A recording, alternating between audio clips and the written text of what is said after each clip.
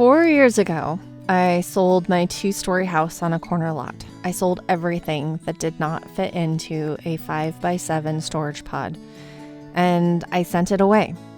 Well, my goal was to live a simpler, more minimalistic life.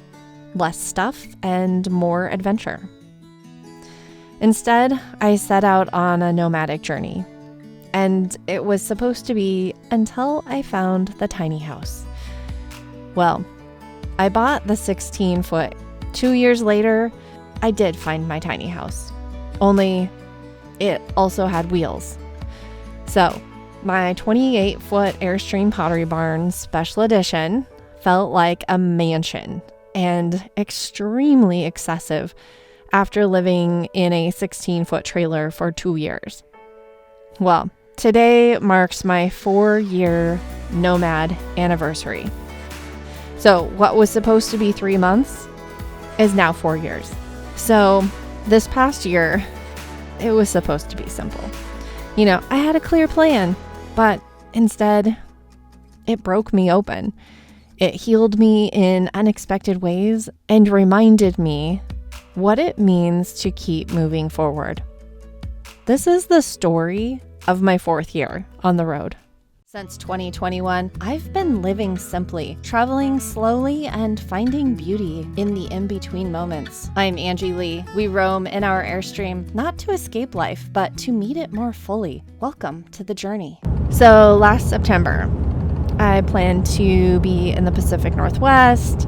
I even started on antidepressants, preparing myself to better manage my seasonal affective disorder and to face the long rainy season in Washington.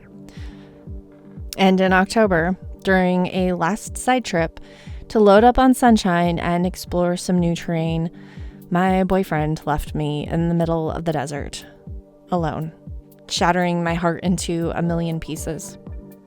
This wasn't the first time he'd abandoned me in the middle of nowhere, then begged me to come back. Only that first time, I did go back. I wasn't going to let that happen again. I know my worth, and I deserve better. So I chose me. I chose friends who became family.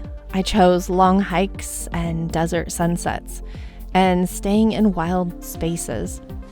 I chose to laugh until my belly hurt, cry until my eyes were sore, and I let my heart ache until I finally saw the truth.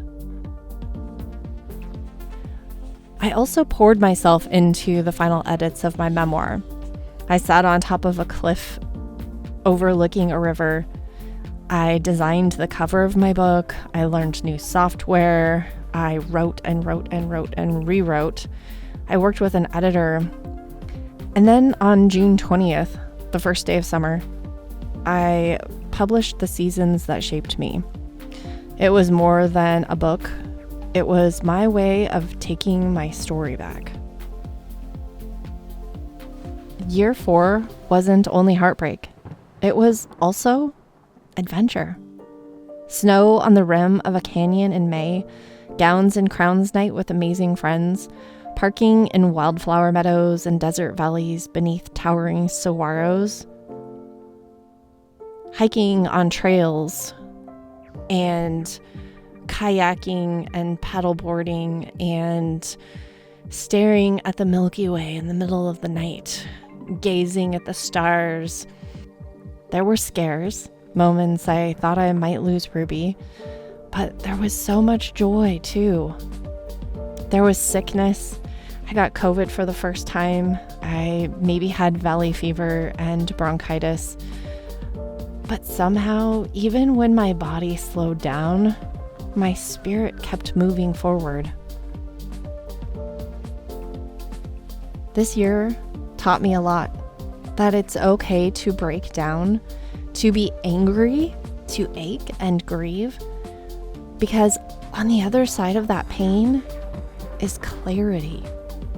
It's seeing people for who they really are, and it's about seeing my own worth and value and not settling for mediocre.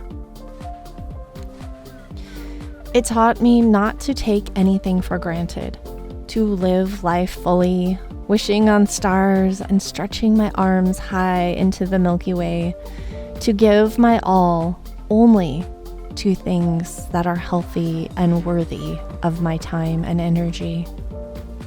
Year 4 wasn't the year I planned, but it was the year I needed.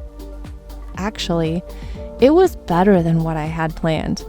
It gave me strength, new friendships, and stories I'll carry forever. It gave me a much fuller, richer life, a life that wasn't spent in brokenness, but in fullness. 4 years nomadic, thousands of miles, countless tears, endless laughter, and I'm just getting started. Year 5 is waiting, and I can't wait to share it with you. So if this journey resonates, hit the subscribe and join me on the road ahead. And if you want the deeper truths, the chapters that came before I was a nomad and the chapters at the start of my nomad life, you can find them in my book, The Seasons That Shaped Me. The link's below, and don't worry, there is another book on the way.